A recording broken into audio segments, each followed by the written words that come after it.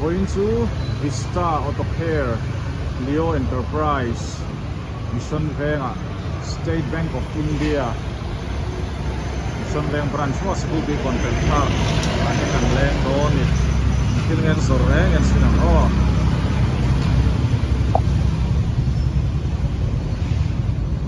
Đâu lên đi phá lem. Cái tên lắc neo chở tụi mình đổ lâu ha thì nghe này thì nên quân xin nằm cái này là hiện alloy wheel motor te bike te nên chứ cái thì plate na thì phải na tên này thì spray shoe plate mấy gì nhiều tất cả này dirt and brake dust eliminator thầy bàn sang tên and the fine na lại hiện Vista Auto Care rubbing compound hay số rubbing compound cần chia thứ ram bell phải là đi là phải hiện nghe radiator flush radiator thì phải na tên em chú lại hiện anti fog anh đấy anti fog chú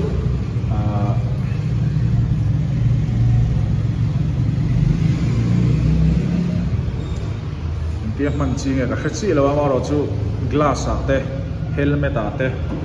spray mấy chi ni karingan tifok hi well define na ya mi ro sur well hian bu har theilu tu kamo ami spray mấy tu ran yang toro chuan hei red away thai motor seat ti bal thin ti la lo ei chatu toro niam lo anh lâu sẽ phục thủy na thang bầu na spray ấy cũng miếng to là hiện petrol additive X hay chú mileage thì thật na liều thầy petrol là hệ lâu na ta na petrol là dù để cái hành sửa yang dù bol mấy chi thì hay tụi hoa hay chuan select chu cái này chuyên lại hay chuan cần băng nó sát chuyên thì nhưng petrol hệ lâu na liều thầy petrol là hệ videoวันนี้chuan hay hành bol sẽ ula performance chiết pui xí lâu in mò hay hiền anh nghe niang petrol thế khá lâu tì phá yang mò chuan hệ lâu tắc in chuột hà đó ni chuan hay chú window channel dresser ini ya tiap mancing nghe chú cả hết xí lâu va akhar sak lu tuk te lâu tì nêm na ni mò tro chuan hay hiền nghe rust clean mf hay chú thil tùy egg vel tì re na khai WD-40 kan ti thin kan phan chi yang kha ni chu ti ho hi zati mana to mi lo ni mo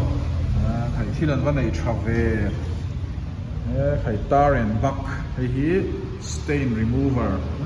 mo rio thea te bai ka te kara te de han soyang ba la lo kai thina mo ng na te po ni chu khoi mu na po khang han ti fai mai na tu kha ni ha tiam chi stain sang chi khaวันนี้จะกินแหวนให้ละเห็นไทยร์4ให้ชุดไทยร์เนี่ยเลี้ยงตีไฟนะตีไฟนะเลี้ยงชุดให้ที่นี่โตเรารู้ตัวจะหนีน้อยลำบากจะสมเร็จปังเต้นนิดลงชวนไทยร์4มันเนี่ยให้ละเห็นให้ชุดเงี้ยdegreaser เฮ้ยงั้นตั้งเงี้ยมันหนังชุดเสียบิ๊กเราเนี่ยงั้นตั้งมันจริงไอ้พวกชุดเสียบิ๊กเราเนี่ยให้ตั้งกี่ชุดem cua sẽ làm phải là hành này chỉ kiếm về hay dùng một tuần lắm rồi car shampoo đây này thì rồi car shampoo thế hay chú reshine two wheeler tịt lên na cái đèn chú hay chú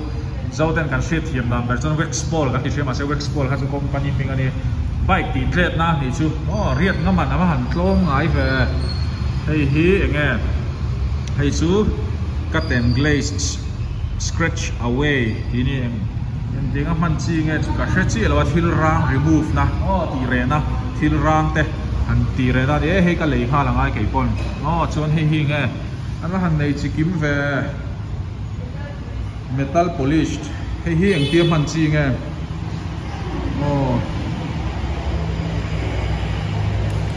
aluminium ang chi te khang metal lai liều thề metal lai plastic bike này lâu thìr họ bằng chi Royal Enfield te pon su khang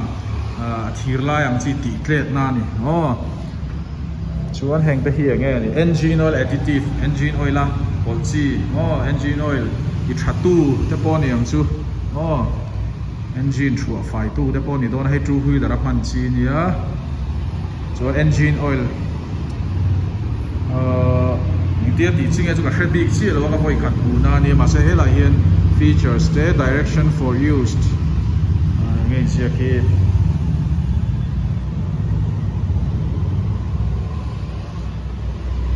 oil change la ya tha thun ve chi ni hi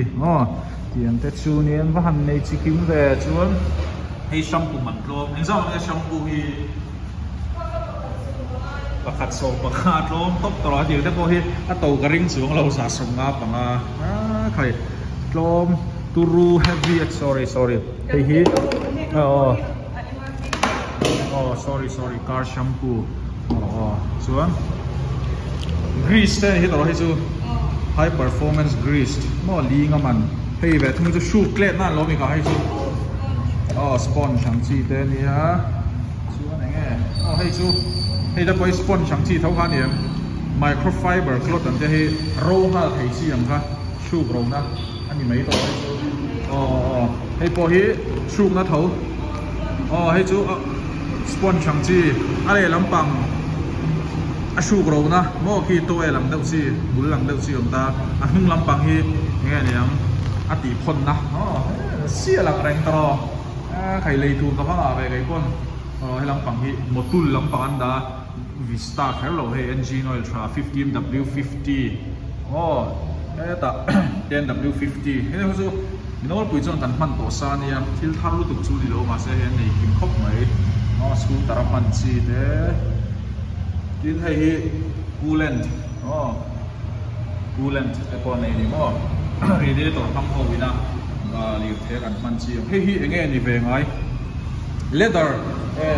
car leather ti tlet na rim tui bok chan chu ai hriat ngai chu motor te hi chunga rim dat lu tu chon rui te ola ni chu rim ri te poi rui the ni chu kum chalo ta phei chu ma sei chu rui chi chu ni chi lo me the ni to rim tui do na khai chas te phur chuna cha ko mu zaki somwa man in thili yang ma to om lo to so nei hi poi mo ta ni san chu lir thai ra ran chu ite kan soyang motor hui to phei chu ange a light hi a headlight ho te hi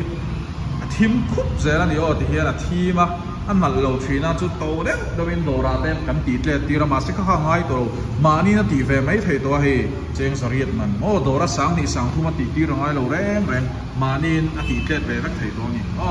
ti tle ti fai na te pon ni chu chu sponsor ha ne hei chu chain loop ti le chain clean chuan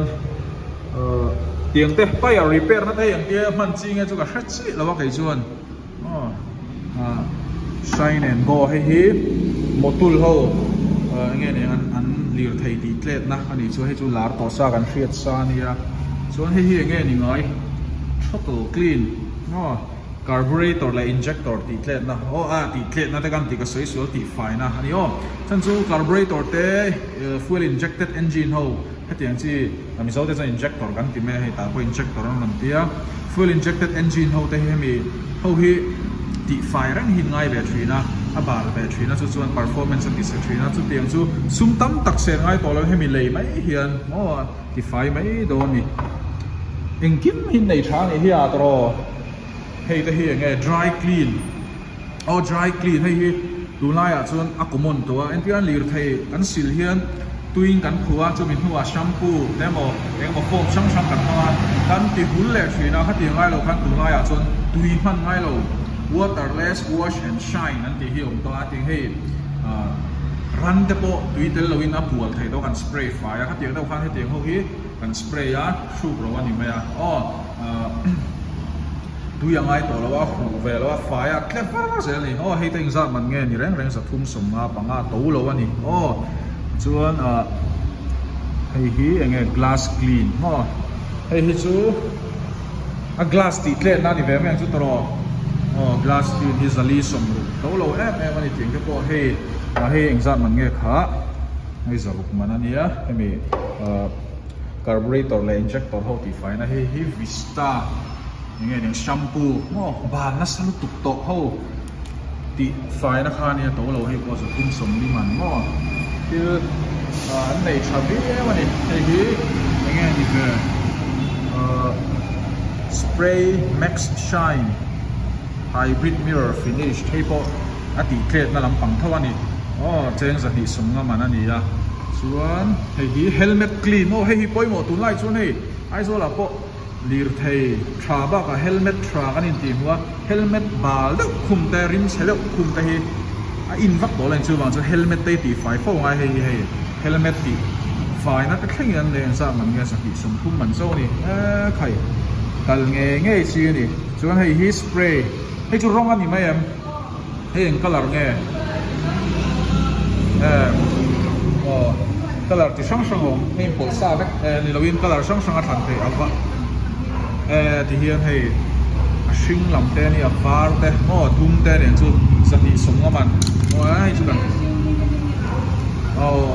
เตียงพัน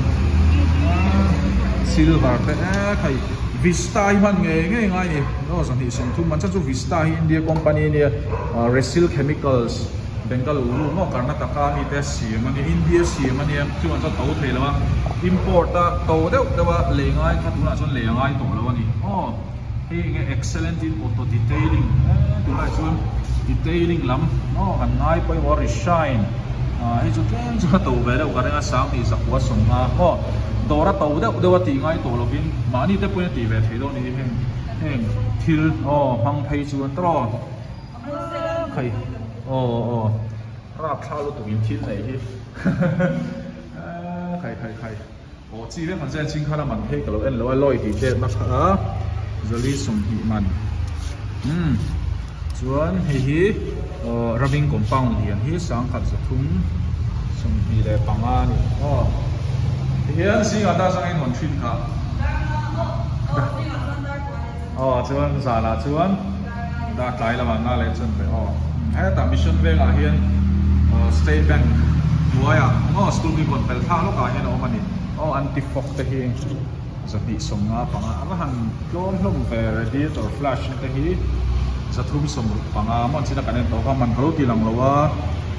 เตียงแต่เฮียไงฮะ Rust Clean สักทีมันจู่โตแล้วว่านี่แห้งเขาฮีส่วนส่วนตัวเราเห็นกัลเฟกตัวนี้เฮ้ยหักดูเฟลได้บ่มาใช้ได้ไหมเราไปเซลโดนเซลที่